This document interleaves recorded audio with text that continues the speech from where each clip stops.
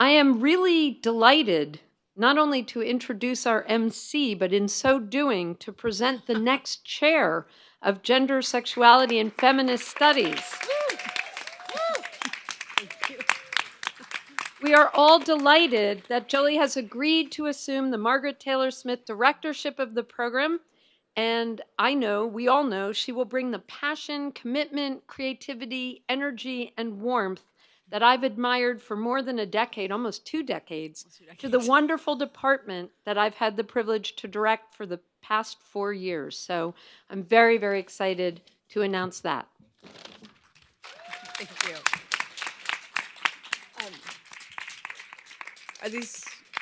Are these on? Yeah, okay.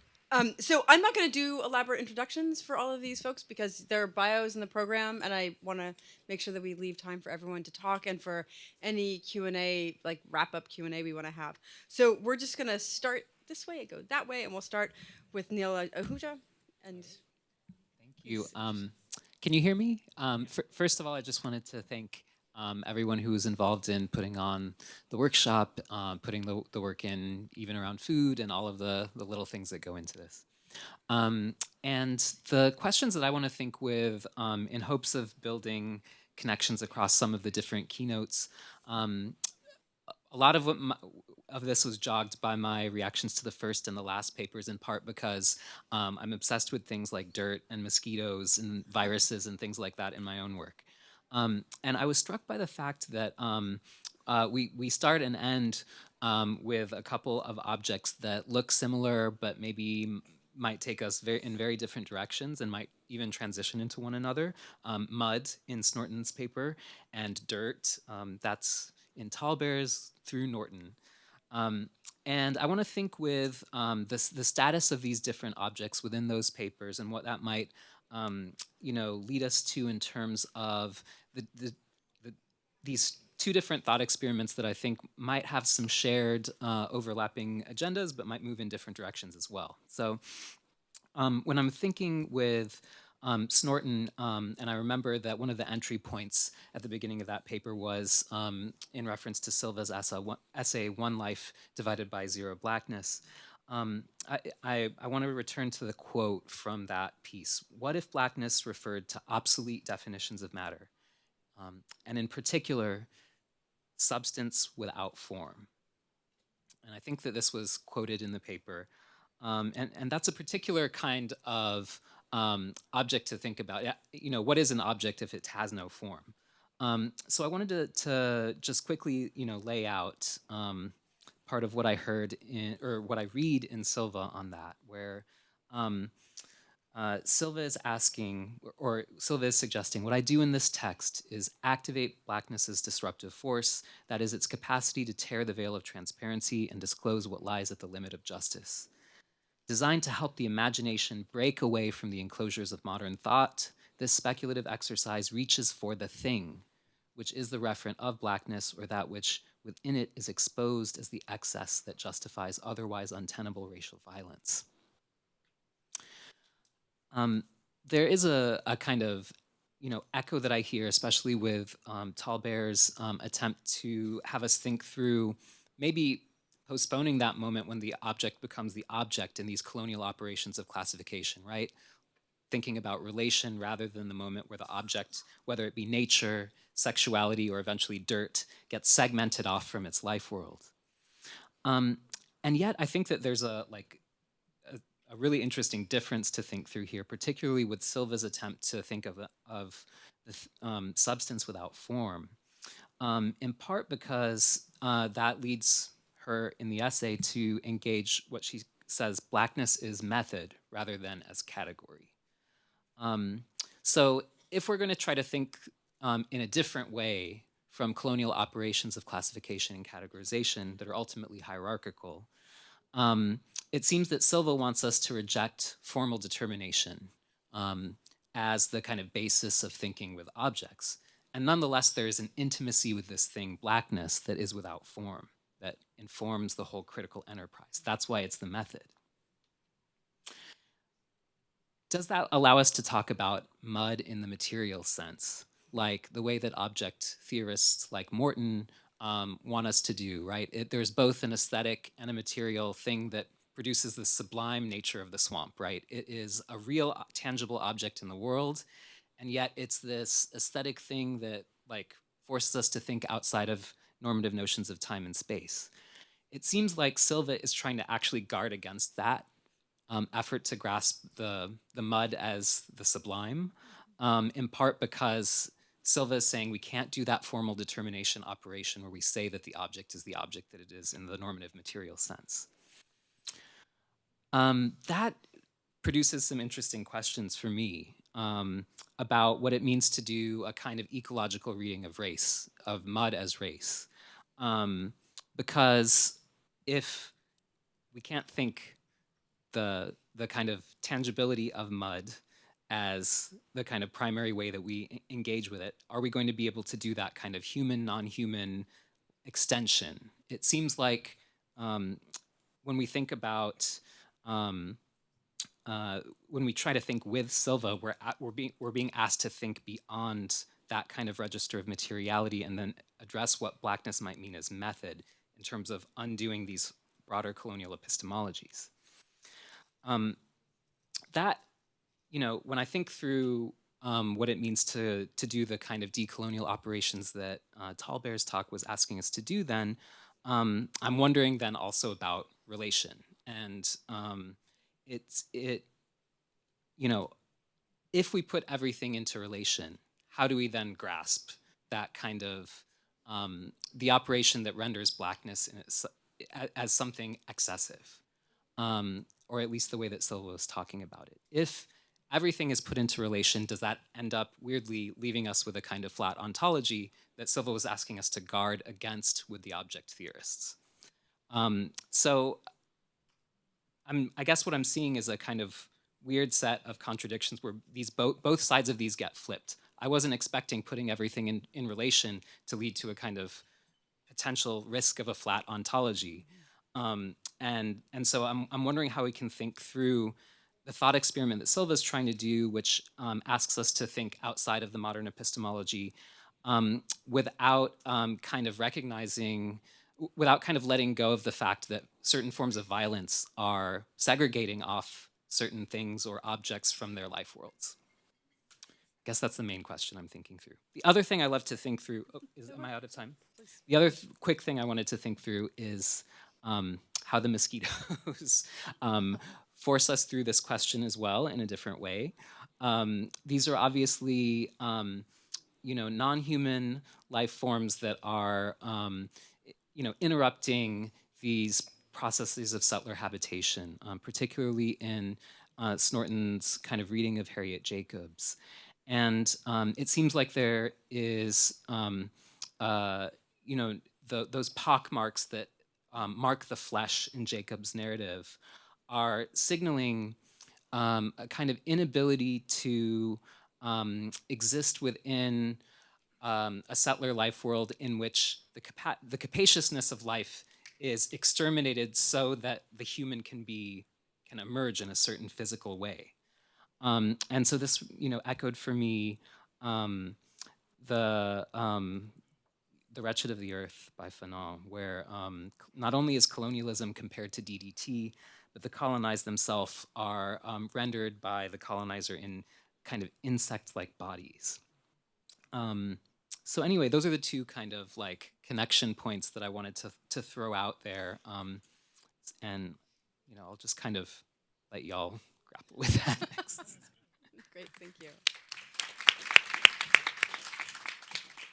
All right, next up, Gail Hamner.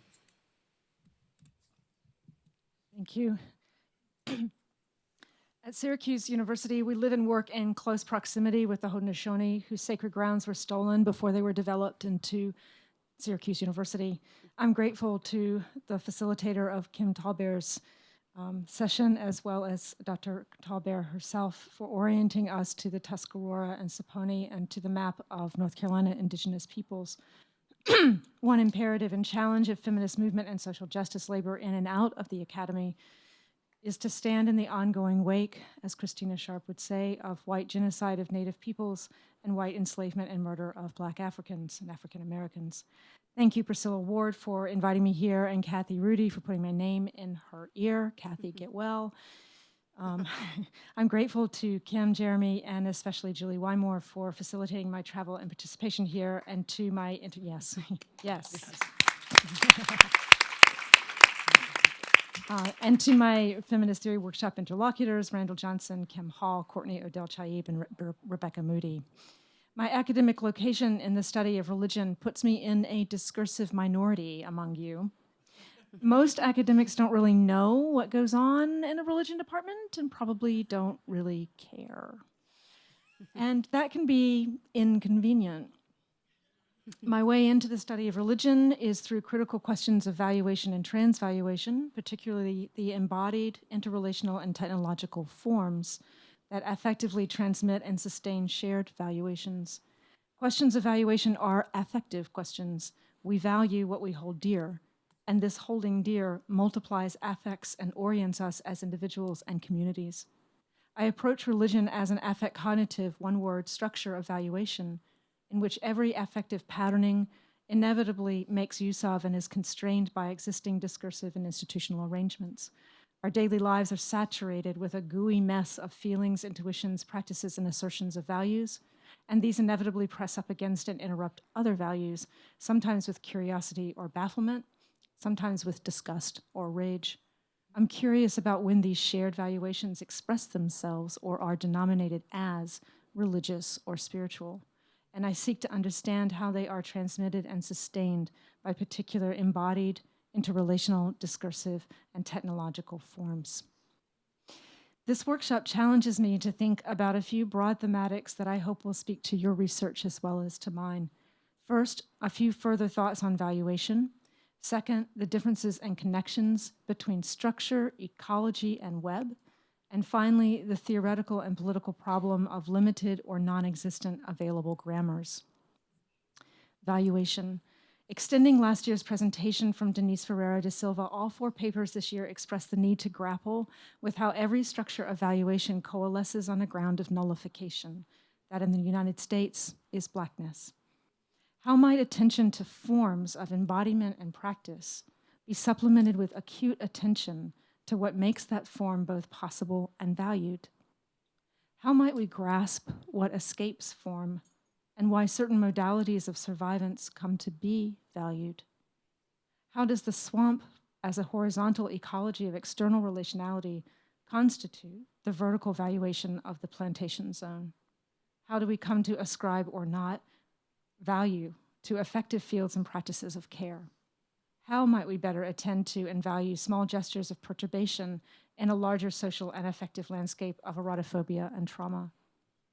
The familiar dialectic of naming what is non or undervalue and mobilizing thought and activism to get it valued fails to show how what counts or matters as value always coalesces on and out of grounds of nullification.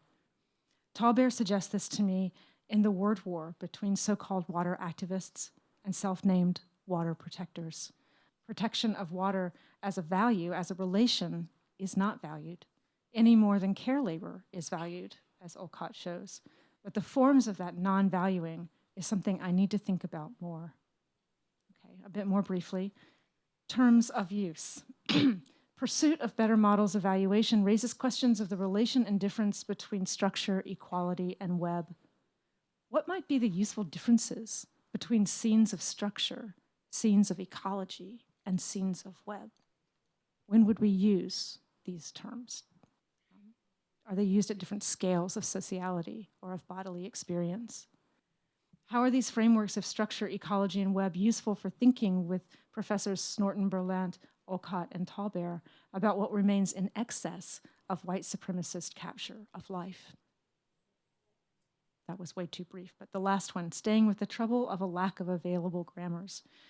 I heard Lauren Berlant question how we might nudge our affectscape from erotophobia back toward erotophilia or life, as Snorton said in the Q&A. That is, how might we push for something like the positivity of sex or comedy or social transformation without being heard as minimizing or resisting the trauma of violence. This feels to me like running up against a limit of available grammars of analysis. Similarly, how might we theorize the swamp as an ecology of fugitivity that is life without minimizing the dynamics of capture and death that are articulated as social state, social state care, as Professor Snorton challenges us? How do we insist on reconceptualizing value outside capitalist logic and assumptions, as Olcott does insist we do, when we can barely imagine, I can barely imagine, much less speak, an outside or beyond of capitalism? Bless you. How do we wrestle with the fact that all translations between indigeneity and the modern state form are, as Professor Tallbear rightly notes, terrible? All 4 papers leave me with the challenge to face dead on, or maybe erotically, the challenges of conceptualization and categorization, to hit my own walls of insufficiency, and yet to stay and suggest tactics of research and activism that continue to touch and tease out what Amit Rai, in his recent book, Jugad Time, calls the infinite sponginess of the world. Thank you.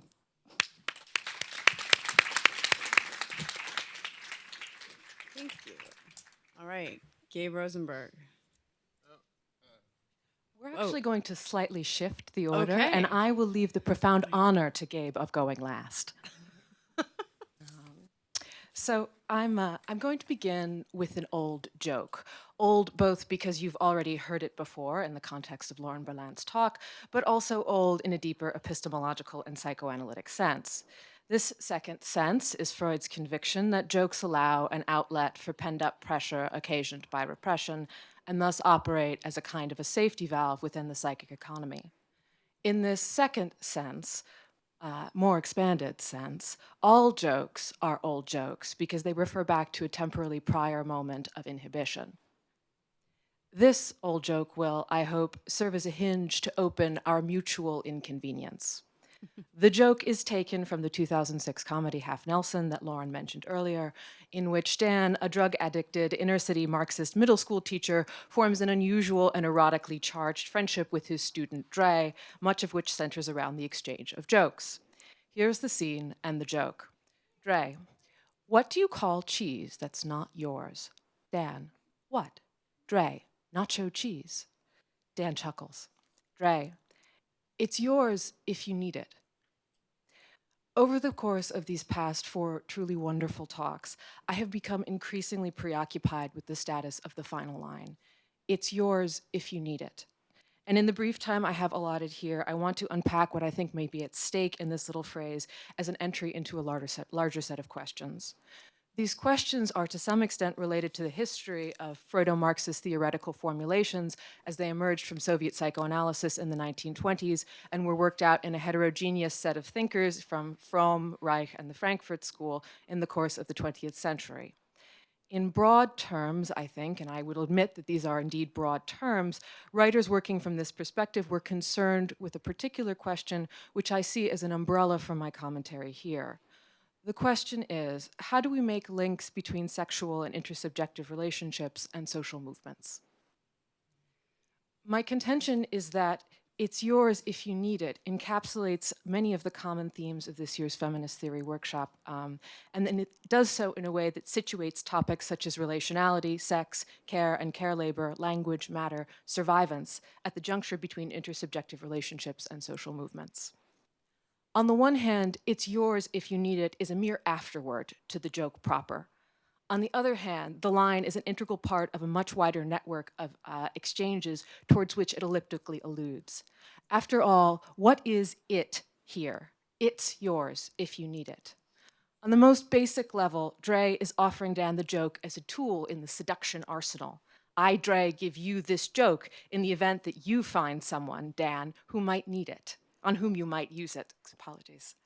Yet it is also legible quite literally as the prohibited cheese itself, made present and absent by a linguistic morphological shift. This cheese that isn't yours, this nacho cheese, I give it to you if you need it. And thus, metonymically, it is also the unspeakable erotic bond that links the two characters, a bond that cannot be fully articulated or realized. You know, we could dot, dot, dot. You could have, dot, dot, dot, if you need it. If one thinks in terms of Freud's German, where the Latin id in Strachey's English translation was originally s in the German, it. It names the realm of the drives and is a commentary on the psychoanalytic understanding of the very joke the two perform. Finally, it codes a role reversal in which student becomes teacher. Dre's affective pedagogical labor teaches Dan how to pick up women. It also disciplines him into the rules of the joke's scripted answer and response.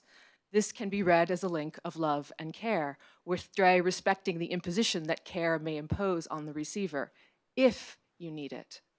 Dre's gesture, however, performs uncompensated labor, masquerading as producing her equality in a situation where she is structurally prevented from holding real power, as though Dre could ever be in a position of instructor in any manner that is not metaphorical. And it is with a joke that the film ends, foreclosing the possibility of, it seems, a practice, or what it would mean to actualize these many latent potentialities that I've laid out. When Marcuse wrote his revolutionary preface to Eros and Civilization in 1966, a text published a decade before that, he claimed an epilogue was necessary to correct the original optimism of his work. Marcuse bemoaned his naivete in thinking it would be possible to unleash the life instincts, Eros, by eliminating the artificial scarcities produced via capitalist formations to sustain systems of domination. A new relationship to Eros, Marcuse had originally written, one not conditioned by lack, would facilitate a revolution.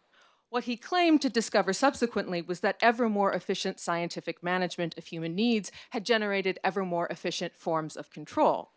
Quote, "It is precisely in the name of freedom that crimes against humanity are perpetrated," he would write in 1966. Affluent society prepares for the possibility of its own undoing by trying to generate slogans that imitate non-repressive society. Contact with nature, desire for beauty, are actually, quote, "administrative cultural activities and an extension of the executive arm into the soul of the masses." Very problematically, the only solution that Marcuse could imagine going forward was looking towards decolonizing regions on the grounds that their alleged historical backwardness, his words, would offer a historical chance to turn the wheel of progress in another direction. So my question is, to reiterate the umbrella question, if Freudo-Marxism posed for us the issue of making links between sexual intersubjective relationships and social movements, what has changed since then, and how might we reimagine such links, either building on or abandoning Freudo-Marxist thought? By proxy, do such links become, that is, links between the intersubjective and the social, immediately legible? Can they appear at once? And finally, in what language would such links be possible? Is a shift in linguistic relationality even adequate to the tasks of practice? Thank you. Okay, the moment we've all been waiting for. Now, Gabe Rosenberg. It's because they were different. It was different in the program. So, We're following the rules. No, you were. It was good. You went one way, we went the other. We're rule followers. It's true. Okay, this is a little bit unusual for me. I'm going to. I may be a little bit vulnerable or narcissistic. Scene one. I'm 10 years old and I'm standing in the yard with my dad, who is pointing angrily at a strip of cracked and broken asphalt in the driveway. It's covered in dirt. This stretch of asphalt wound back behind the house where nobody ever parked, and that, to my mind, by all rights belonged not to cars, but to the crabgrass, weeds, and decomposing leaves. But Dad wanted the asphalt swept. Children being the best theorists and shamelessly opportunistic in their theorizing, I responded with all the petulant indignation a 10-year-old can summon. "It's dirt, Dad. It belongs in the yard." You won't be surprised to learn that he wasn't persuaded. So Mary Douglas's famous definition is that dirt is matter out of place. And let's turn back the equation. Matter in place then is earth, and we can't mark dirt as dirt when it is still just earth. The matter of earth as dirt needs to travel to be so marked, the process that both disturbs and confirms the dyadic ordering regimes: polluted, pristine, inside, outside, health, illness, filthy, clean. Because we don't think we can have an inside without an outside, or cleanliness without pollution, this moment of marking dirt as dirt is paradigmatically a moment of ambivalent disturbance. Dirt is always evidence of the world-binding power of seemingly bland classificatory systems. The way the state is always bleeds into a murderous ought. But the dirt is also that system's limit case. It is the thing that pulls us into action and a response if we're being good, but it might also spur us into a kind of naughty indifference or an even naughtier attraction. If dirt is matter out of place, but earth is matter in place, I'm going to confess now that I'm much more intrigued by the idea of an erotic attachment to dirt rather than an erotic attachment to earth. The former seems like a funky but entirely livable disturbance. It's dirty in the best sense, and an organic encounter with non-identitarian modes of erotic attachment. The latter seems like a good argument. Yeah, which seems like the most damning thing you could ever say about a fetish. Scene 2. I'm in my kitchen now. I'm on my way to refill my coffee cup, and I spot a speck of dirt on the pristine linoleum floor. And the thoughts come tumbling out. The kitchen is dirty. You have to clean the kitchen. You have to make time to clean the kitchen. What an ordinary distraction. Your momentum derailed. Put down the coffee, step away from the laptop, pick up the mop. Okay, curb your neuroses. But I live with a speck of dirt? And now come the burden of attachments, the inconvenience of other people. Look how you live, what a pig. What would your mother say? Yeah, blame your mother, Gabe. And who am I kidding? It's what would your father say? It's such a shame. Bad son, bad housemate, bad husband. Because if I lived without relation and attachment, maybe I could live with dirt, or at least I would live with more dirt, which is to say as much as dirt as I wanted, rather than as much as you, and this is a big sweeping you, as much as you wanted. Don't I care? I'll intrude on that personal mood by noting that while dyadic taxonomies are, among other things, a foundational element of heteropatriarchy, cleaning up dirt, to say nothing of cleaning up piss, shit, vomit, the debris of life, is a big part of care work. And so cleaning up dirt, piss, shit, and vomit is work we all need done for us at the beginning and the end of our lives, and it's therefore also proof of the relationality of the living condition. I'm not going to say the human condition, but the living condition from which none of us can escape, except, of course, when we inevitably do. But it's also a clear disclosure of our own inconvenience to other people, and no matter how we land on the problem of commodification, this is another site of intractable ambivalence. Is there anything ultimately more important, more sustaining to life, your own life and other people's lives, than cleaning up dirt, shit, piss, and vomit? It's really important. Seriously, I wrote, there's an exclamation point. It's really important. And is there a better proof of love? Proof to me that I love my object, that I nursed them when they were ill, and I cleaned up the dirt, the shit, the piss, the vomit, and the blood. Because if love is a sustaining thing above and beyond the circuits of commodification, and I do think that it is, maybe I'm idealistic and naive about that, but it's not the only thing that is, what should we make of the fact that this particular proof of love is so goddamn awful and so goddamnly uneven in its awfulness? Scene 3. My dear friend Rostam, who is French, and that's important, is smoking a cigarette. I tell him that caring for a loved one through a period of serious sickness made me a better person. And he takes a drag on the cigarette and tells me, "You Americans," I'm not going to do the French accent. I won't. "You Americans, even sickness for you is a good thing." Tough but fair. It was, after all, the case that it wasn't my illness that had been so edifying. I wasn't the one that had to be sick.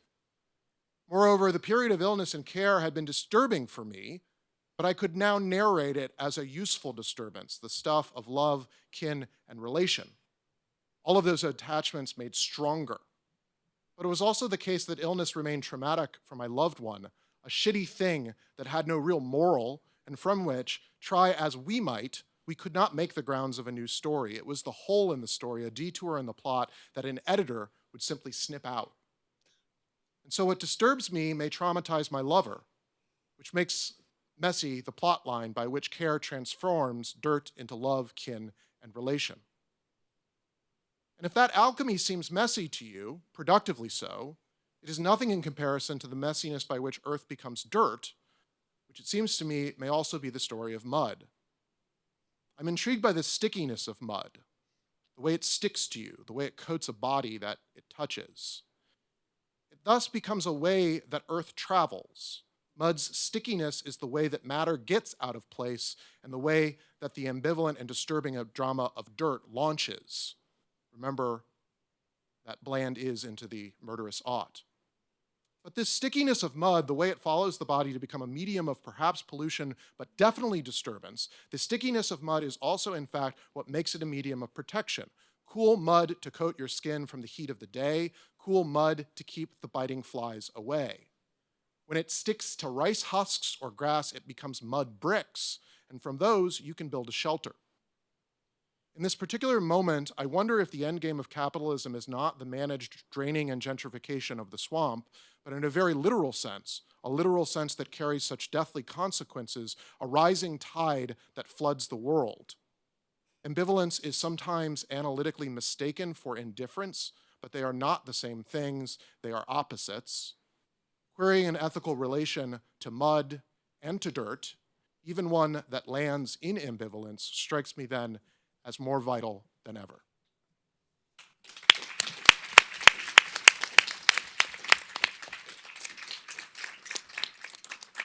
Okay, I think there are microphones, or maybe just, yes, there are microphones. So people have questions or closing comments or observations.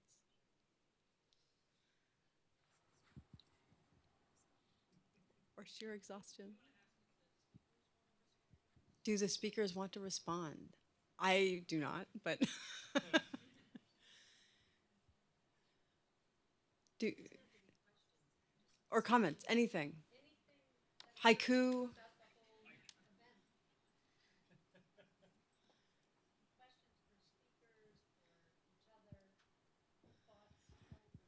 Yes. Hi, thank you all so much. This has been truly incredible and inspiring. So I have a question for everyone, and specifically Professor Olcott, as well, if you wouldn't mind responding, as well as anyone else who would be interested. But this is also the question I asked in our workshop, and I feel satisfied and also frustrated with the answer, and also dissatisfied, but still curious about all of it.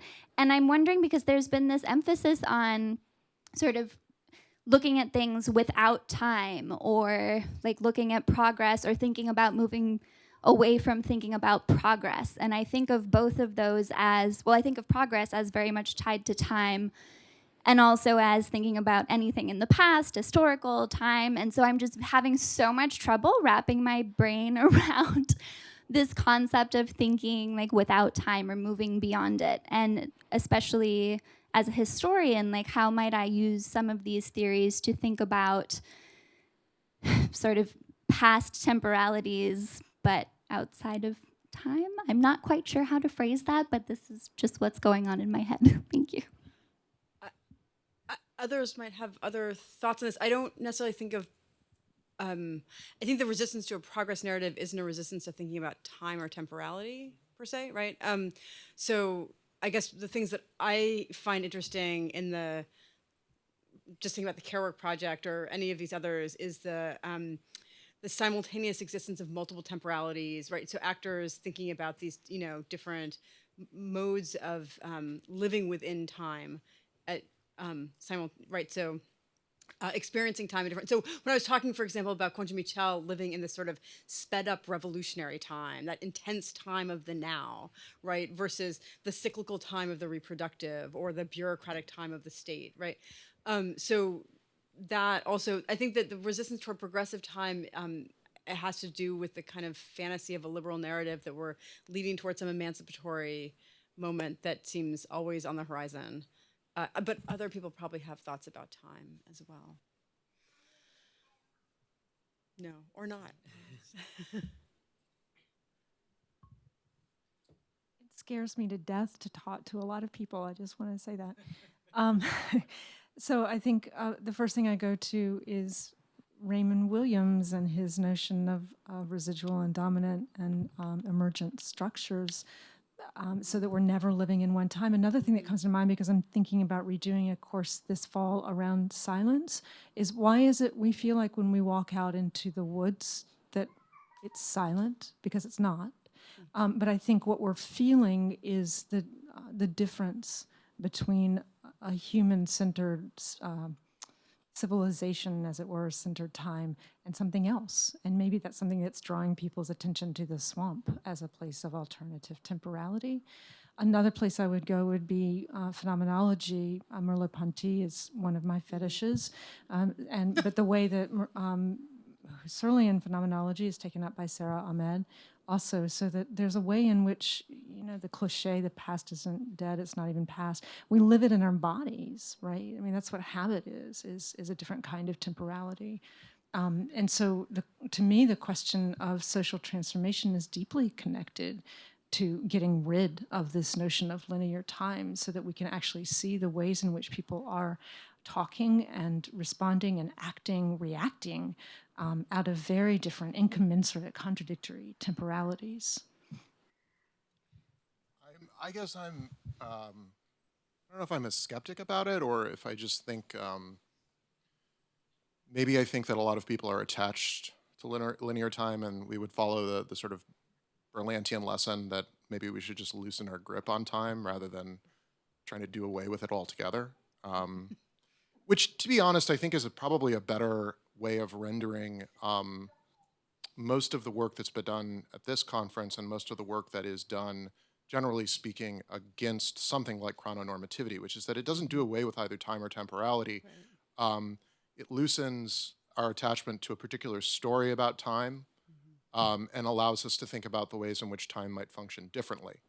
But I mean, that's an ongoing. I mean, that's like an ongoing, I suppose, struggle for a lot of people. And I don't know. We may say we're doing away with time as a way of narrating, but I think it's maybe something slightly different than that, than breaking our attachment, so to speak. In relation to the question of time, because I think it was articulated. I think in relation to the question of time, I think that the desire to bracket it in some fashion came out most powerfully in Reilly and Kim's presentations. And what I heard it as was thinking about the sort of relentlessness of particular temporal narratives that attach to racializations around Blackness and Indianness, right? Indianness is the before. Indianness, if it moves forward in time, must cease to be authentic, right? It must be a return to the past. It must be tradition, right? Or the narrative of genocide, of vanishing, of disappearing, right? With respect to Blackness, right? Both the severing that is the Middle Passage, and that as the irresolvable loss of relation, of place, of belonging, right? The sort of necessarily becoming ungeographic, but also the story of the movement forward time of emancipation, of citizenship as something, somehow a redemption of slavery, a transcendence of slavery as opposed to the afterlives of slavery. So I heard the desire to bracket time, when that's the way that it's described, as bracketing particular, as Gabe was suggesting, temporal narratives that have to do with lived forms of racialization, and in trying to imagine against those forms of racialization, needing to reorient one's relationship to whatever time might mean. Did you want to? Yeah. Oh, no. You please go ahead. I wanted to just follow up very quickly on that, because I've been thinking actually a lot about Ernst Haeckel in the context of this this workshop, and that probably will not be a terribly familiar name to many of you, but Haeckel is responsible for the reiterative hypothesis, which is the conflation of ontogeny and phylogeny. That is, that the development of a particular individual recapitulates the development of the species, hence leading to the deeply racialized problematic that primitive peoples are in somehow like children. And what I'm interested in doing here is bringing out the sort of double bind of Haeckel, because he's also responsible for the coinage of the term ecology. And so Hegel at once informs the history of a discipline, and yet at the same time has produced that conflation of ontogeny and phylogeny, which has been disproved, but nevertheless, I think, persists in a kind of colloquial or vernacular iteration in very problematic ways in the present.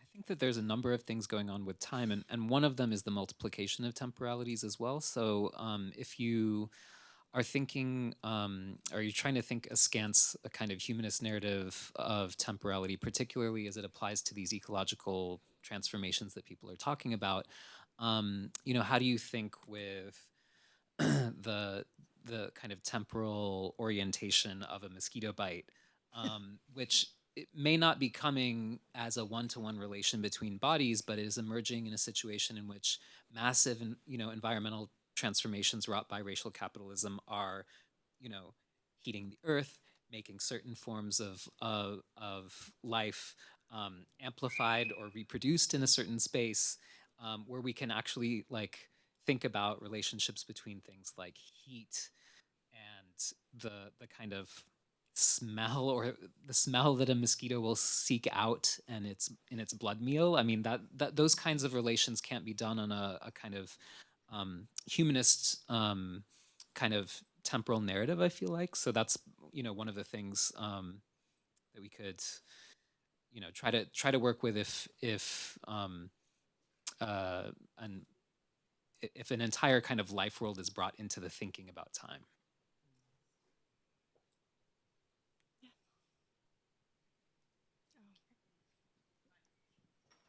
Oh wait, I think there's a question in the back, and then.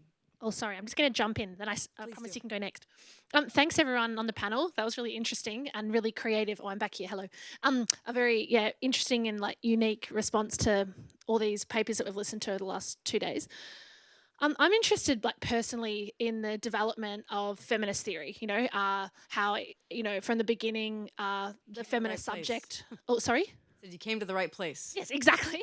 But how there's a history of exclusion in the term feminism, and we can see it right now on the board. We've got Duke's renamed the department to be kind of more inclusive, and then we're still calling this the Feminist Theory Workshop, which doesn't bother me. I'm just wondering. I'm asking you guys on the panel. Where's feminist theory at for you right now? What's the biggest problem with it? I'm not asking you to emphasize exclusion or anything like that. I'm just interested, where is it at, and what's the biggest issue for you right now? Whoa. It's not an accurate description of why we renamed the unit, but that's okay. I'll let other people answer the question.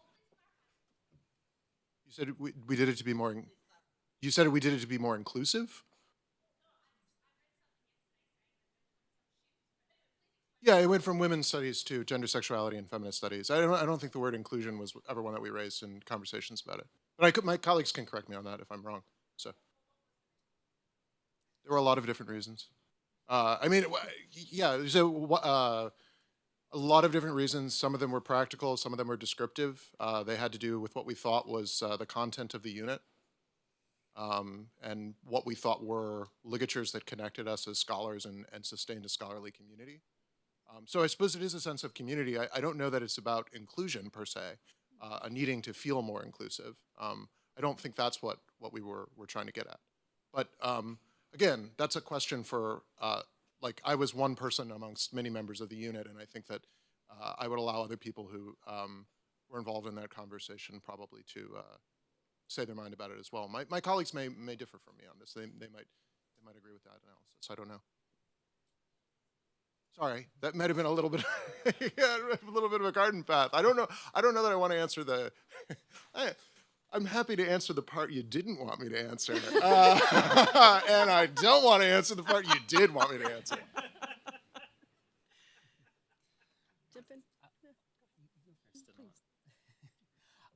Well, I don't have, I don't want to say that there's one particular kind of issue that, for me, defines the whole kind of momentum of a particular orientation towards feminist theory. But I should say that I teach at UC Santa Cruz, where I'm in the feminist studies department, where we've also just launched critical race and ethnic studies as a program and a major that was kind of forged out of a certain set of student demands. And that is a kind of interesting kind of place to think through what the kind of state of things is at, because the fact that most of us who are teaching in crass critical race and ethnic studies are housed in feminist studies is an interesting institutional kind of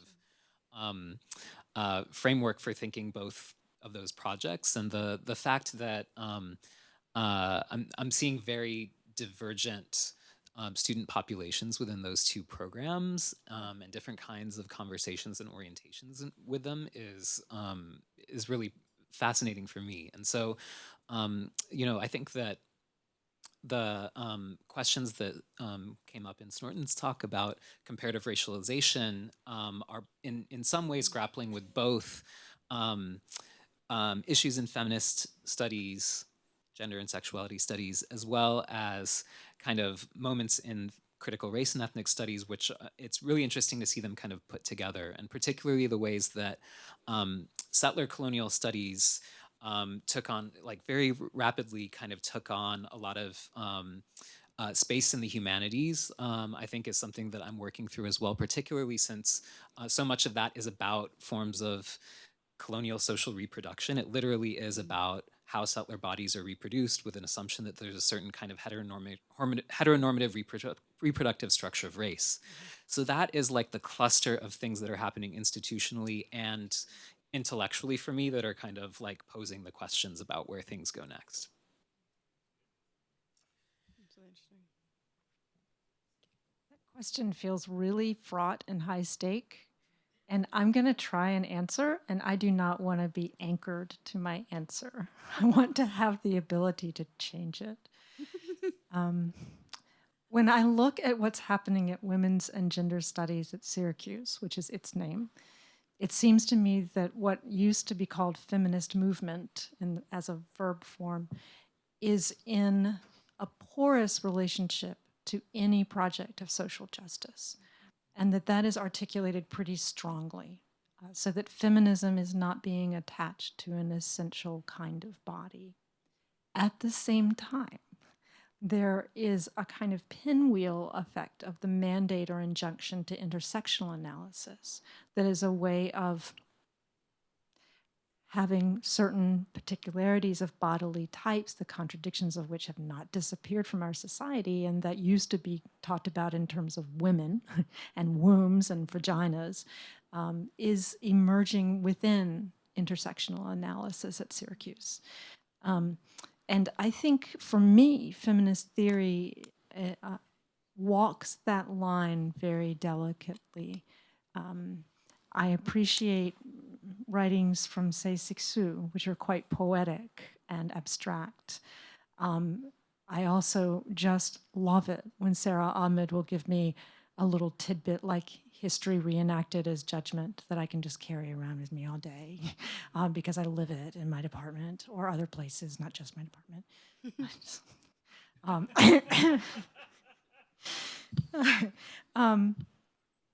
Right. When I started at Syracuse, I found myself to be pregnant. I already had a toddler. I found myself in 1998 at an institution that did not have maternity leave policy, and I got tenure with 2 kids. And the contradictions of that were immense, and it was very difficult. And when I hear young women faculty, young female presenting faculty talking about life-work balance or the choice to have kids, it's like a volcano in me that wants to erupt. And that anger is what keeps me holding on to the term feminist, even though it's no longer an easy or clear relationship. I too am going to decline the opportunity to answer the high stakes dimension of the question. I think what is particularly interesting to me, though, is the way in which feminist as a label, and this is to echo what was just said, has come to be both a way of productively identifying a particular form of subject position, as well as a way of establishing those coordinates of social justice in a wider set of movements. And I think what is particularly interesting to me in this regard is that the name and the term feminist is already also part of the history and the double bind of classificatory terminologies. That classificatory terminologies both permit certain freedoms and the recuperation of rights that were historically excluded, but also, of course, allow for racialization and further exclusions.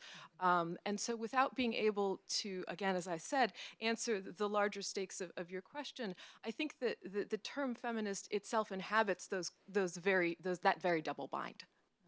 So I was just trying to buy time. Trying to just get a little extra time to think about it. It's a great question. I think that this echoes a lot of what we're seeing as sort of like a key and constitutive tension right now that feminist theory is trying to work through. Much as I think that a lot of other critical theory traditions are also trying to work through at this moment in the academy, which is what to do as institutional knowledge forms in a moment in particular in which it's very hard to be optimistic about the particular kind of institution in which we're housed. That the sort of general, I think, feeling of spoiled kind of the general our general pessimism about universities and colleges, certainly in the United States, and I don't want to speak to this as a global issue because I'm not knowledgeable enough to do so, but certainly within the United States, has raised, I think, this really profound ethical problem, which as a critical tradition, feminism is still trying to work through, and I think it's an incomplete process now, although it is a productive kind of tension. And so I see that probably as continuing, at least into the near future, at least insofar as the university itself will probably have to be radically transformed before it's resolved. There is a question. That was really great answer to a really sort of perennial question. I've been here a lot, and that comes up almost every single time we have this workshop. I wanted to ask, and it's an important question to ask, but it's interesting how often it comes up, and also the question of theory and practice and how they come together. I wanted to think a little bit about animacies, which is Dr. Tallbear mentioned, and how it might connect up to Dr. Snorton's piece in relation to the question of value, which Dr. Hamner said, but also Dr. Olcott. And this idea that's been percolating throughout the conference of, can we have a system of value or values that is not commodified, that is sort of not saturated with the problems of neoliberalism? And I'm wondering if animacies can get us somewhere closer to a different form of thinking about value. And the last little piece, in Mel Chen's work, I think the things that are considered sort of least animate are also the things to be mined, right? Like rocks and minerals and things like that. And maybe that's another way to think about, I'm going to stretch here, but how can we have both a sexual ethics and erotophilia, right? At the same time, maybe it's not about the sex part, whatever we mean by that, of the harassment or the sexual violence, we call it sexual violence, but of the idea that other people or other beings are out there to be, and to have their value or their being extracted for another person. So a kind of instrumental relation to the other that might be one way of describing sexual violence or violence that seems to look like sexual. and then we can differentiate that from sex.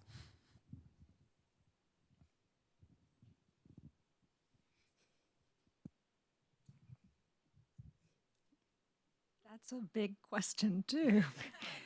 And I have to say, I'm really kind of mentally exhausted, so I apologize in advance if I don't get all the factors of your question, but I appreciate it. The first thing that came to mind when you were sort of in the middle of your question was Liz Pavanelli's geontologies. And the way in which it seemed to me she was not refusing animacy, but was replacing it, repositioning it. Right, as in a way that I think Professor Dr. Tallbear would appreciate, right? That we have to be in an animated relationship to absolutely everything around us. So in that sense, yes, I think if the whole world is I'm going to lose my words here, is a complicated milieu of fuzzy and to relatively fuzzy to relatively definite possibilities of relationship, then any time that gets, trying to remember the phrase in both Dr. Berlant and Dr. Tallbear's talk, but it's basically wanting to refuse the concretization of that, right? To keep it open and keep it loose. I think that's a very hard task. But it reminds me, and you have to forgive me the leap into philosophy, it reminds me of one of my favorite current philosophers, which is Gilbert Simondon, who talks about the process of individuation out of a milieu. So the problem is not that of the individual, but of that ongoing relationship or becoming between the thing that is individuating and its larger milieu. And if we could approach every single relationship we had like that, if we could not make assumptions and reduce people to their statements, et cetera, but continue to relate to them with an openness that allowed for the milieu continuing to change them and their individuation, that would radically change not only sexual ethics, but everything that we're doing. That's not an adequate answer, I'm sorry. Other people. Thanks, that's great. I think that, Lisa Lowe has this quote about how the human is an empty formalism for liberalism. And I think that the non-human is too, actually. And so I want to even though I agree that there may be some form of valorization that exists beyond the prerogatives of capital, I think that if we kind of think of the bottom end of the animacy hierarchy as this kind of place that we can go to see, the alternative form of value, then we might miss the kind of capillary ways in which capital actually differentiates all of those different bodies, objects, et cetera, and does exactly what you're saying, mines the extractive value of them. And if you want to think with the messiness of non-human matter, like we had this great, really rich talk about mud. And as I was listening to that, the kind of opposite side of that I kept returning to in my head is that how the object theorists, particularly, there was a conference where some of the speculative realists were honoring the work of Reza Negarestani, and the formless black object wasn't mud, but everyone was so interested in oil. And there was a way in which, because of its, oil is literally the fossilized bodies of microorganisms that seeps deep into the ground and over, millennia is like compressed through geological process and turned into, this petroleum ooze. So it's literally, detritus animal bodies and microbial bodies. But it also performs this function of, like, the time-space compression of neoliberal capital is entirely wrapped up in that particular object. So I think that, like, finding the coordinates of where the bottom end of the animacy hierarchy might point to some other futures is also a fraught exercise that we need to kind of put into relation. And remember that this the intellectual production of academics doesn't necessarily disrupt the value system at the same scale. Yes, I think I'm quite concerned by the ways in which animacies may already have been interpolated by the value system. And that the question for me would be, to what extent does the idea of animacy merely rearticulate value in a comfortable cloak for those of us who would wish to believe otherwise? And, to a certain extent, part of the reason I mentioned Marcuse is for precisely this problem. That Marcuse is sensitive to the way in which he had this very optimistic work and then had to dramatically rethink what possibilities he was looking for in that liberatory erotic sphere, because the modes of control and the production of freedom were so much more efficient than he had ever imagined. And so I don't think it's impossible to have an alternative formation, but I do, and in interrogating the question of language, I mean not merely French or German, but rather on what model one might think, through what model one might think, in order to arrive at that alternative. And how would that model not already be a product of the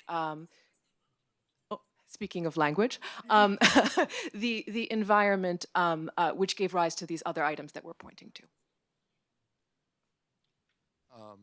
Between Doctors Snorton and Tallbear and the three comments, I don't think I have anything intelligent to add.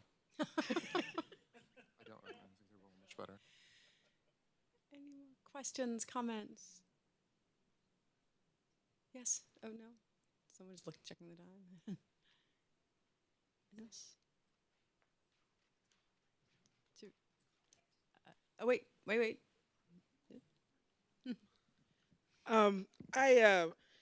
I study masculinity, and I went to a masculinity conference last year, which will remain nameless.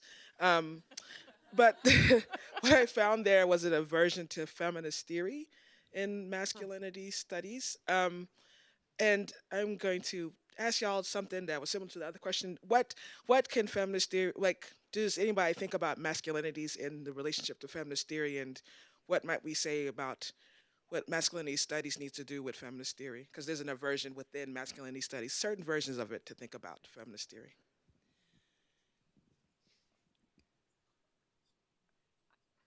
I'm really sorry that I'm pretty ignorant about masculinity studies.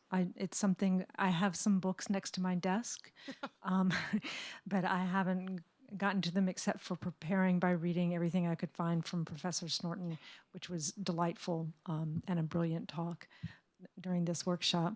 But I will say that as a feminist, a lot of privilege in my heterosis.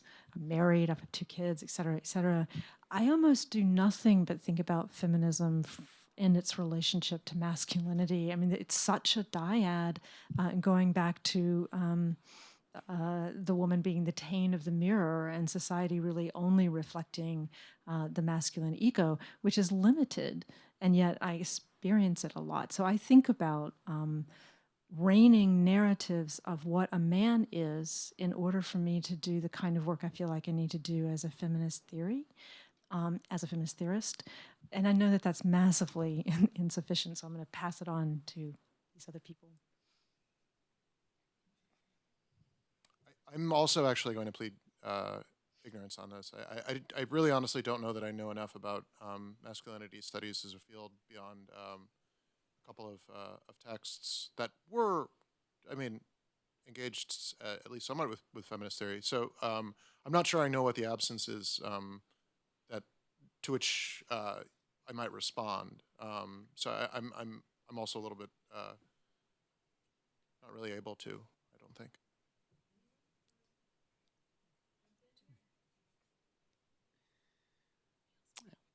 Could you tell us more about the nature of the absence? That would be. Yeah, there. Eric Anderson, who's a prominent masculine studies person, says that there isn't patriarchy, for instance. Yeah, and he's a prominent. His idea of inclusive masculinity says that certain men.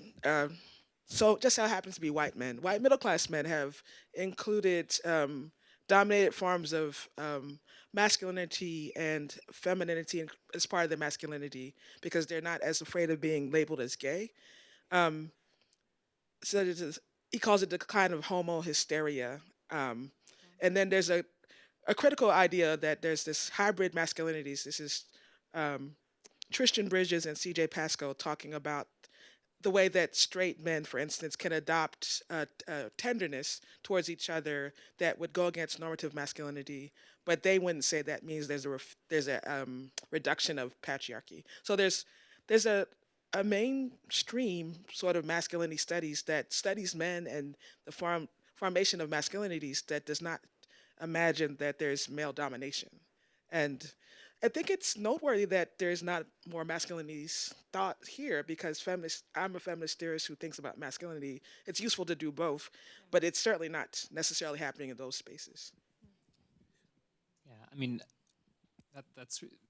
thank you for raising the issue. And I think that like in the current moment for me, you know, the touch point, even though I haven't necessarily kept up with masculinity studies as a subfield since, you know, I was a gender studies major in college, but you know, the critical thought of the alt-right and the concept of the dark enlightenment is the kind of touch point that I have for the current moment for how I might approach the question. And so at least on that level, the way that a kind of, you know, revanchist, fascist set of theories have even emerged out of, you know, out of a particular stream of systems theory in the academy is a really kind of important thing to grapple with. I don't know if this, I'm the only person who reads this stuff. Okay, Nick Land, The Dark Enlightenment. Read that, and then let's have a conversation next year about masculinity. I'm an academic in women and gender studies in Global South, particularly in Bangladesh. So I'm really interested to know from the panel that what are the key challenges the Department of Gender, Sexuality and Feminist Studies is going to face in the next 20 or 30 years in the United States. Oh, good Lord.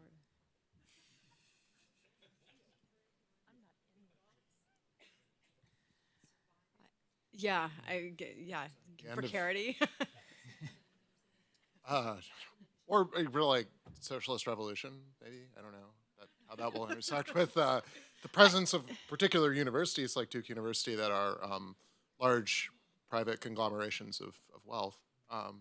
So that could be a problem for departments.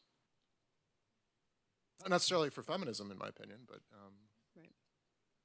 for how it's done institutionally. Do you have any sense from your location of how, you know, the field is emerging institutionally in Bangladesh right now, or any of the kinds of struggles there? I don't know, because we could talk across that maybe.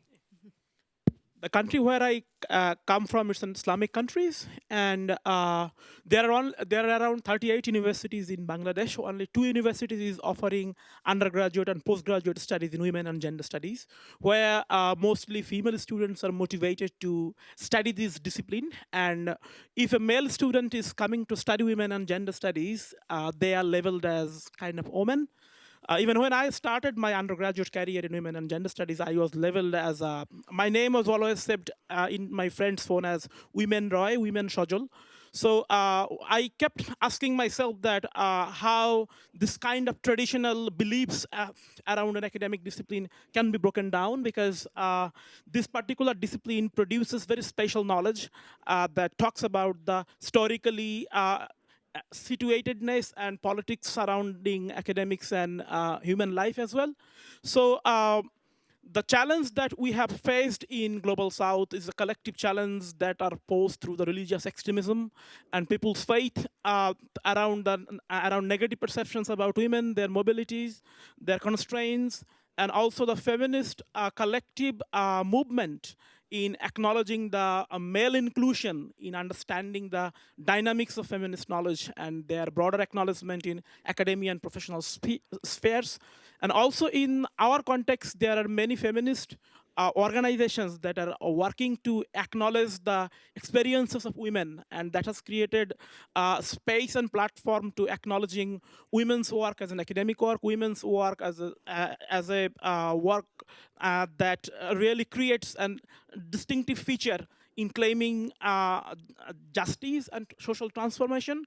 But whenever the political governance changes, the democracy and the people's understanding about their opinion and life become changed and threatened. And this discipline is really insecure in terms of broader academic circle, in broader academic talks, because the United Nations, including other developing countries, least developing countries, they have adopted SDGs. So the discipline of women and gender studies is transforming into gender and development, or gender and post-development studies.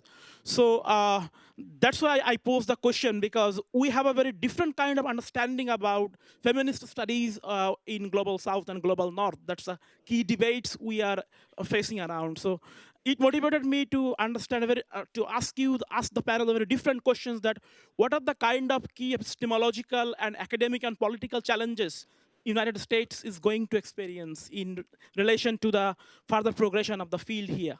So that's really the substance of that actually gives me a little bit more sense of a way to steer this answer. I think in the United States there's a very interesting dynamic at work for many departments that work within this kind of interdiscipline, which is that. And I don't want to speak to, and I don't think I can speak to, numerical questions around something like majors, or even necessarily tenure track lines. But the general value of GWS departments to larger institutions, at least as a form of symbolic currency, is in a lot of ways something that's on the rise. And it hits against another current, which is the casualization of academic labor. And so what's often happening is that universities are trying to sort of indemnify themselves from certain claims around inclusion and diversity by putting forward essentially a curriculum that has at least a gesture of sort of GWS content or diversity content, but at the same time staffing that sort of curricular need through casualized labor. And so we see, and this is grounded in some senses in the deep history of how GWS programs are situated very frequently not as departments that hold tenure lines, but in fact as sort of like ancillary programs through which various forms of casual labor are organized and run. My sense is that that's by and large a fairly unsustainable set of conditions, that on the one hand there's more and more demand for labor by GWS sort of instructors, but on the other hand there is less and less institutional support for the humane conditions of conducting that actual scholarship. And that is felt, frankly, most acutely not at private universities like Duke, but at public universities and community colleges. But part of that is that there's a larger, and I think it's an intensifying crisis in higher education in the United States, and I don't honestly know how it's going to be resolved in the next 20 years, but how it is resolved, and that's why, I may have been glib before, and for that I'll just unconditionally apologize, but when I say something like a socialist revolution, maybe we won't have a socialist revolution, maybe we'll have a fascist revolution, and that's how we'll resolve this sort of horrifying contradiction through which we're trying to live. But either way, the particular conditions of knowledge production within the academy located in GWS programs seems to me to be largely unsustainable, and it's going to change under either one of those scenarios. But maybe we'll stay stuck in this long present. I don't know. We are speaking about alternative approaches to temporality, so maybe both of those predictions are totally off base. I think we're out of time. Is that right? I believe we're out of time, but I want to thank the panel for